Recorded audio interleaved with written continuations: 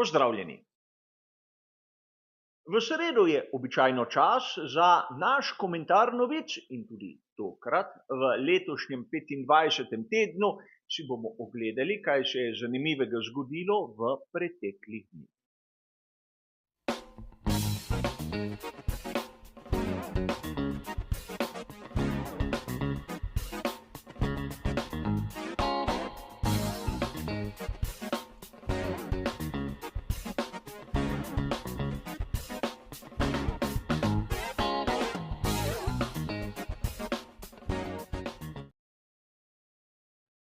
Tudi danes se bomo, kot ponavadi, ustavili pri 4 različnih temah in ukolikor vas zanima, kaj piše v tistih navedenih člankih, imate bližnjice do originalov, kot običajno napisane v samem opisu. In kot smo že dodobra navajeni, tudi tokrat bomo uporabljali tehniko, kjer bo takoj razvidno, kaj piše v člankih in kaj je moje mnenje. Seveda, ko se bo slika spremenila v črno-belo, pomeni, da navajam tisto, kar si mislim sam.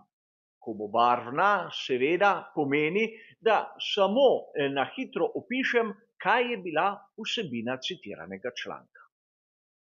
A pustimo sedaj to pri strani in najraje se lotimo kar naše prve današnje teme.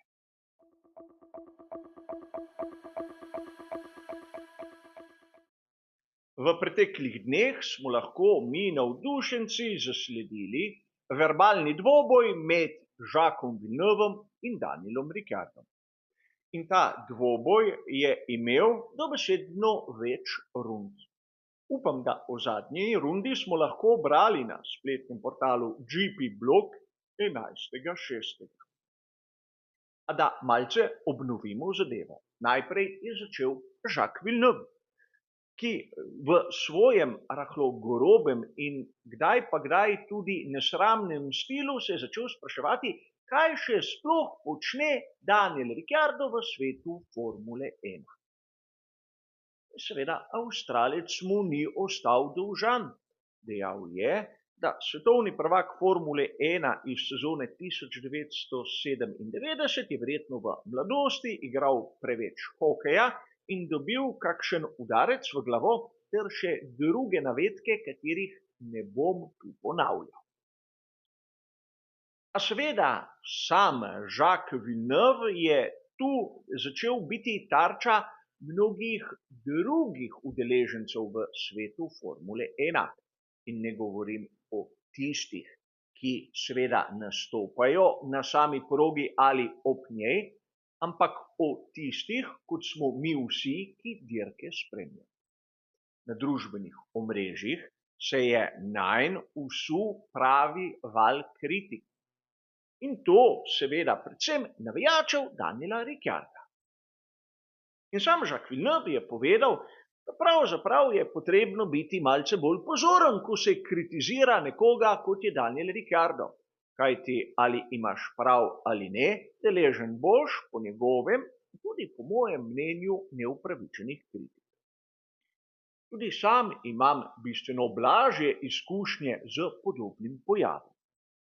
Dogajalo se je tudi na kanalu Badger's Way, da ko sem kritiziral določeno ekipo, je primer Scuderie Ferrari, ali pa določenega voznika, naprimer Charlesa Leclerca, se je zmeraj našel kdo, ki je hotel napake opravičevati ali pa nakazovati, da imam sam nekaj osebnega proti dotični ekipi ali dotičnemu vozniku.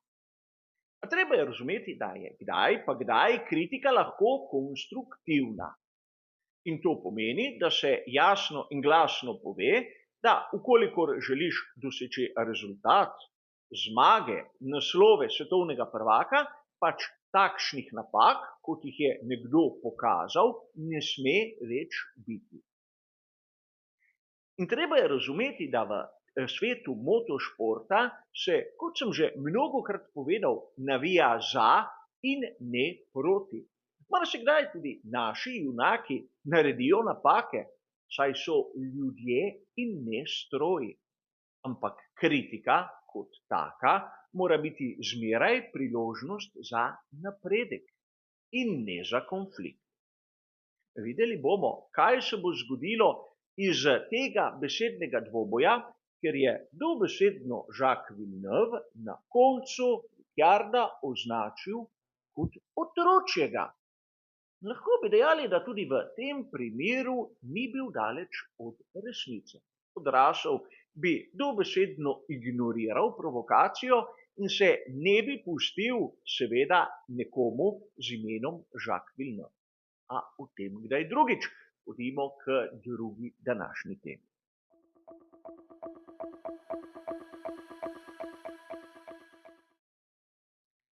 Verjetno marsikdo izmed nas tudi rad prebira kolumne iz sveta motošporta.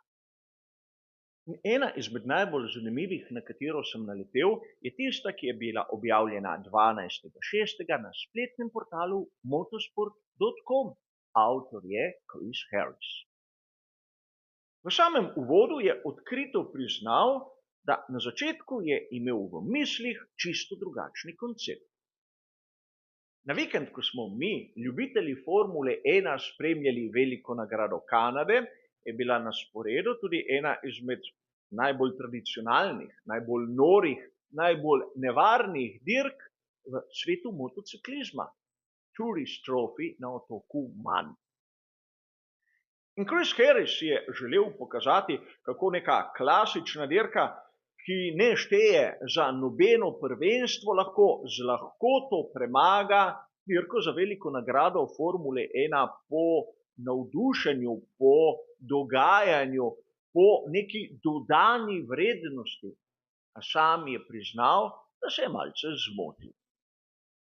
Potrebno je bilo zelo malo, namreč deževno vreme, ki je kanadski vikend čisto spremenilo, glede na tisto, kar smo videli na predhodni dirki na veliki nagradi Monaka. Verjamem, da marsikomu izmed vas dirka za veliko nagrado Monaka ni bila všeč, čeprav sem mnogokrat poudarjal, da smo imeli zanimive dirke tudi na ulicah Monte Carla, ampak da so bile te prej izjema kot pravilo. In tudi v Kanadi bi se znalo zgoditi kaj podobnega, ukolikor bi bilo vreme suho in sončno. A verjamem, publika je zahtevna. Želi si, da se vsakič zgodi nekaj novega, da se dobesedno ne spi pred televizijskim ekranom. Ampak meni se to nikoli ni zgodilo, verjetno zaradi tega, ker iščem lepoto motošporta v čem drugem in ne v nesrečah, ne v tistih nepredvidenih vremenskih pogojih ter podobno. Konec koncev, sam Chris Harris je hotel zaključiti svojo kolumno tako, da bi jo v celoti posvetil dirki za Tourist Trophy na otoku Manu in na koncu pridodal, da tudi v Kanadi smo imeli dirko za veliko nagrado svetovnega prvenstva Formule 1, kjer je zmagal Max Verstappen. No, v Kanadi je zmagal Max Verstappen, ampak imeli smo prekleto zanimivo dirko.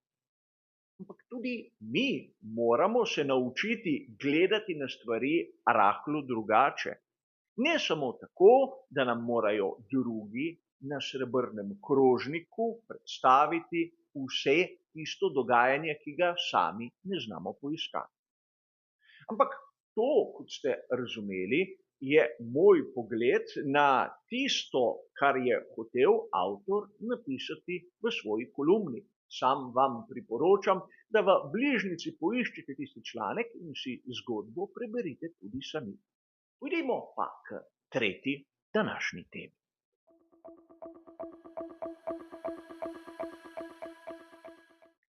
Na spletni strani znane italijanske revije Autosprint sem 10.6. zasledil članek, ki je poročal o debaklu skuderije Ferrari na veliki nagradi Kanade.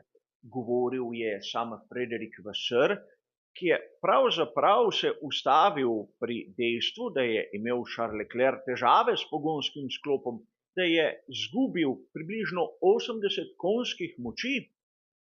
kar me je pravzaprav presenetilo, nobena komponenta, ki jo ima na termičnem ali električno-hibridnem delu, ne dodaja točno 80 konjskih moči, ampak bistveno več. Verjamem pa glavnemu odgovornemu Scuderia Ferrari. Povedal je, poleg drugega, še nekaj zanimivih dejstev. Da na Kanadi so padli v isto zanko kot na veliki nagradi Kitajske, kjer asfalt ni bil abraziven in kjer so bile temperature nižje od predvidenih. Čeprav nižje temperature bi lahko predvideli, saj sem sam imel vremensko napoved, ki sem jo objavil v uvodnem prispevku in se je pokazala za dokaj točno, tako po padavinah, kot tudi po temperaturah. Bodimo iskreni, pri Ferrariju niso bili konkurenčni skozi celotni vikend in ne moremo iskati izgovorov v tem, da je imel Charles Leclerc določene težave. To je bil samo vrh ledene gore. Tudi Carlos Sainz mlajši, ki se je nahajal poleg svojega moštvenega kolege, je imel katastrofalne razmere in ni bil sposoben praktično priti do mesta, ki bi ga na koncu dirke privedel do točk. Imel je tudi nekaj bližnjih srečanj, nekaj trkov, ki so poškodovale njegov bolid, ampak zopet so to le izgovori.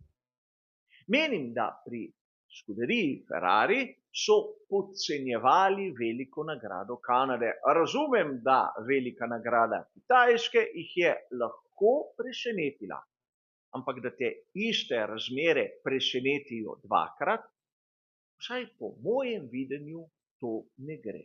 Še posebej, če si želiš zmagati naslov svetovnega prvaka ali pa vsaj še zmagati kakšno dirko za veliko nagrado. A seveda gre kot običajno za moj pogled na izjavo Frederika Vassörja, ki bo moral, vsaj po mojem, malce znižati tisti nivo bahanja v njegovih izjavah in se naučiti tudi malček skromnosti. A pojdimo še k zadnji današnji temi.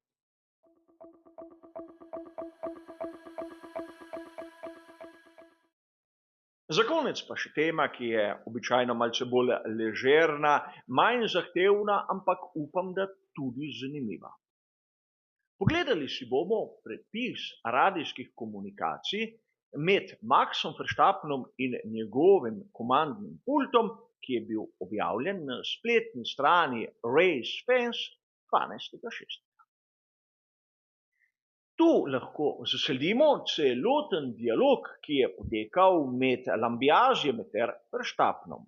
In zanimivo je, kaj je Max sporočil tik pred kritičnim trenutkom dirke. Dobro se spomnimo, da je Lando Norris na progi ostal krog več od ostalih. In pri Red Bullu so se pravilno odločili ter izkoristili priložnost. Ampak zanimivo je nekaj drugega. Malce predtem si je Max Verstappen zaželel pneumatik za suho progo in ne onih za vlažno. Ampak pri ekipi, kjer imajo tudi malce več podatkov kot voznik, so bili nasprotnega mnenja in so željo ali ukaz voznika enostavno preslišali. Tako smo lahko videli, da tudi pri ekipi, kot je Red Bull, znajo gledati malce bolj široko, kot samo poslušati voznika za volanom. In tu je treba poudariti še nekaj pomembnega. Za zmagati dirko svetovnega prvenstva Formule 1 ni dovolj, da imaš najboljšega voznika ali najboljši bolid, potrebno je imeti tudi dobro ekipo. Ne samo mehanike, ki hitro zamenjajo kolesa, ampak tudi komandni pult, ki razume potek dirke in se zna v pravem trenutku pravilno odločiti. Ta zadnji del, ekipa, je tisti, na katerega mi, navdušenci, prepogosto pozabljamo. A marsikdaj je zmaga odvisna prav od njih. Tako, prišli smo do konca tudi tokratnega komentarja novic. Hvala za vašo pozornost ter nasvidenje.